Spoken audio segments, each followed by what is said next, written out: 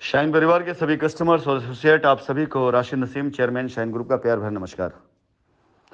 साथियों, कुछ दिन से ग्रुप पर खामोशी छाई हुई थी। मेरी तरफ से कोई मैसेज नहीं जा रहा था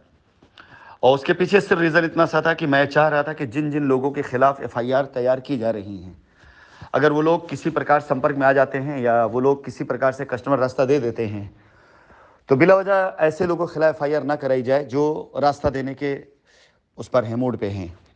बहुत से ऐसे निर्दोष एसोसिएट हैं जिन्होंने उस टाइम पर कंपनी की जो भी नीति थी उस पर काम किया।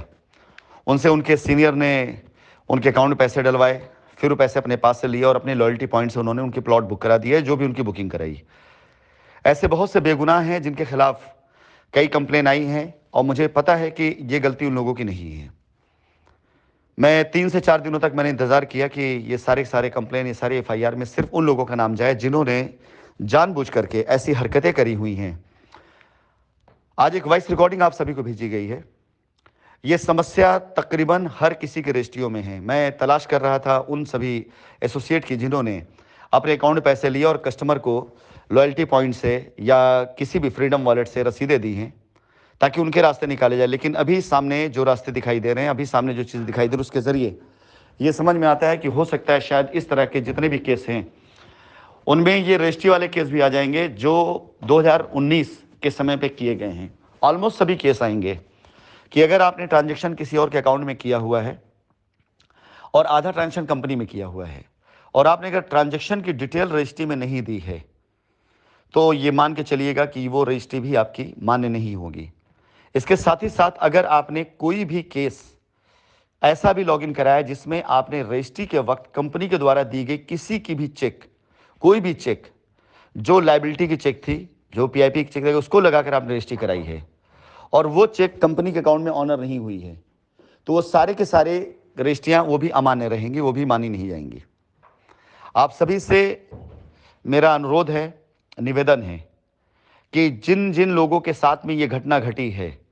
कि उन्होंने पैसा किसी और के बैंक अकाउंट में दिया और रजिस्ट्री कराई है अपनी लायबिलिटी उतारने के नाम पर और रजिस्ट्री में उन्होंने अपनी लायबिलिटी का जिक्र नहीं किया है,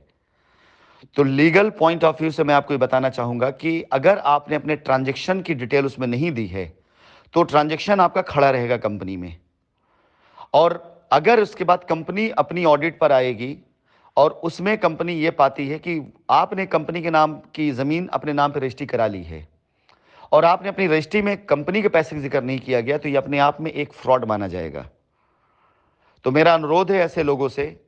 इसी बीच मीनवाइल वो सारे के सारे लोग जिन्होंने कंपनी के विभिन्न प्रोजेक्ट में 2019 के बाद से रजिस्ट्रियां कराई हैं, उन्होंने अपनी रजिस्ट्रियों में कंपनी के द्वारा जो भी ट्रांजैक्शन उन्होंने किया था अगर उसका विवरण नहीं दिया है या उन्होंने किसी और के बैंक अकाउंट में पैसा दिया है और उसका विवरण रजिस्ट्री में नहीं दिया है या उन्होंने पीआईपी की चेक लगाई है और वो चेक कंपनी के अकाउंट में ऑनर नहीं हुई और उसका विवरण उन्होंने नहीं किया हुआ है कि ये चेक अभी अकाउंट में नहीं लगी है या ये चेक ऑनर नहीं हुई है, तो कृपया करके आप लोग भी अपनी तैयारियां कर लें। फिलहाल जिन जिन एसोसिएट्स ने अब तक कंपनी के नाम पर पैसा लेकर के हड़पा है, ठगा है और कस्टमर को बेवकूफ़ बनाया है, उन सभी एसोसिएट के खिलाफ एफआईआर की तैयारियां शुरू हो चुकी थी और एफआईआर होनी भी शुरू हो चुकी हैं। कुछ शहरों में कस्टमर डायरेक्ट थाने में गए, लेकिन संबंधित थानों में उनको उस तरीके से उनके साथ व्यवहार नहीं किया गया जैसे किया जाना चाहिए। मैं आप लोगों से बोलूँगा, टेंशन मत लीजिए, परेशान मत होइए। हमारे लॉयर सक्षम हैं कि अगर संबंधित थाना आपकी एफआईआर नहीं लिख रहा है तो 156(3) के तहत मुकदमे दर्ज कराए जा सकेंगे। आप सभी लोग सिर्फ कल तक वेट करिए। मैं अब तक सिर्फ इसलिए खामोश बैठा हुआ था कि कुछ लोग संपर्क में आ करके हो सकता है इसका रास्ता निकालने की कोशिश करें, ताकि एक बार अगर ये एफआईआर दर्ज होनी शुरू हुई तो इसका रेला लग जाएगा और उसके साथ ही साथ ये सारी एफआईआर एज पर माननीय हाईकोर्ट के आदेश के अनुसार जो पीछे हुआ, पूरे भारतवर्ष में शाइन से जुड़ा कोई भी केस होगा वो आकर इलाहाबाद हाईकोर्ट में क्लब होना ही होना है। और इस बार हमारी कोशिश होगी कि हमारे अधिवक्ता की तरफ से ये बात ज़रूर कोर्ट के संज्ञान में लाया जाए कि इस मामले पर किसी प्रकार का कोई भी डिसीजन लाने के साथ साथ इस बात की भी बाकायदा जांच कराई जाए कि स्कैम का स्तर कहां तक पहुंचा है। किन किन लोगों ने कंपनी के खिलाफ एफआईआर भी कराई है और पैसा अपने अकाउंट में लिया है,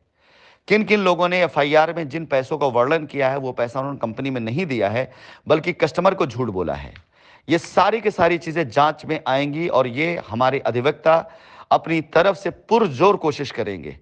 कि इस जांच में इन बातों को जरूर से जरूर उजागर किया जाए कि अगर स्कैम हुआ है तो किस स्तर तक हुआ है। इसमें सारे प्रोजेक्ट, खास करके लखनऊ के प्रोजेक्ट, इलाहाबाद के प्रोजेक्ट, वाराणसी के प्रोजेक्ट या बिहार कहीं पे भी जो रजिस्ट्रियां हुई, सारे के सारे केस आएंगे। ये जांच रुकेगी नहीं।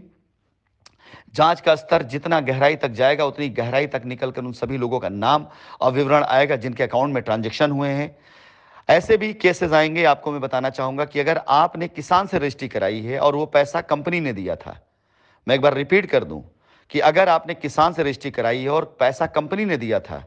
और कंपनी के रिकॉर्ड में अगर किसान के पास एडवांस पड़ा हुआ है तो कंपनी उस एडवांस को, किसान पास जो एडवांस है वो कोर्ट में जरूर डालेगी और किसान को तलब भी किया जाएगा, किसान को नोटिस जाएगी। और किसान अगर अपने स्टेटमेंट में यह देता है कि किसी अमुक व्यक्ति के कहने पर आपने किसी और व्यक्ति के नाम पर रजिस्ट्री करा दी है तो उस व्यक्ति को भी बुलाया जाएगा कोर्ट के अंदर, किसान को बुलाया जाएगा और उस अमुक व्यक्ति को बुलाया जाएगा। यह मामला बगैर कंपनी की रजामंदी, बगैर कंपनी से लेटर इश्यू हुए अगर किसी ने किसान से रजिस्ट्री डायरेक्ट कराई है, उसमें कंपनी का पैसा इस्तेमाल किया गया है, तो आप ये मान के चलिएगा कि यह मामला इतनी आसानी से नहीं सुलझने वाला है। आप सभी से मैं अनुरोध करूंगा कि ऊपर गई हुई वॉइस रिकॉर्डिंग को ध्यान से सुने। अगर आपका भी संबंध ऐसे किसी जगह की रजिस्ट्री से है जहां पर आपने पैसे का ट्रांजैक्शन कंपनी अकाउंट में किया लेकिन अपनी रजिस्ट्री लेते हुए आपने लिखवाया नहीं ट्रांजैक्शन और पैसा किसी और को दिया, वो ट्रांजैक्शन नहीं लिखवाया है, तो ये मान के चलिए कि आपका दोनों पैसा, कंपनी वाला पैसा तो आपका जिंदा है, रजिस्ट्री आपकी अमान्य है, लेकिन पैसा कहीं और अगर आपने दिया और इसका जिक्र आपने नहीं किया रजिस्ट्री में तो ये मान के चलिएगा कि वो पैसा आपका, आपके मुकद्दर की बात है। फिलहाल आज दिन में 2-3 रिकॉर्डिंग और जाएंगी संबंधित चीज़ों से लेकर के, जिससे आपको जानकारी मिलेगी और सोमवार से मैं आप सभी लोगों को एफआईआर की सौगात देना शुरू करूंगा। धन्यवाद।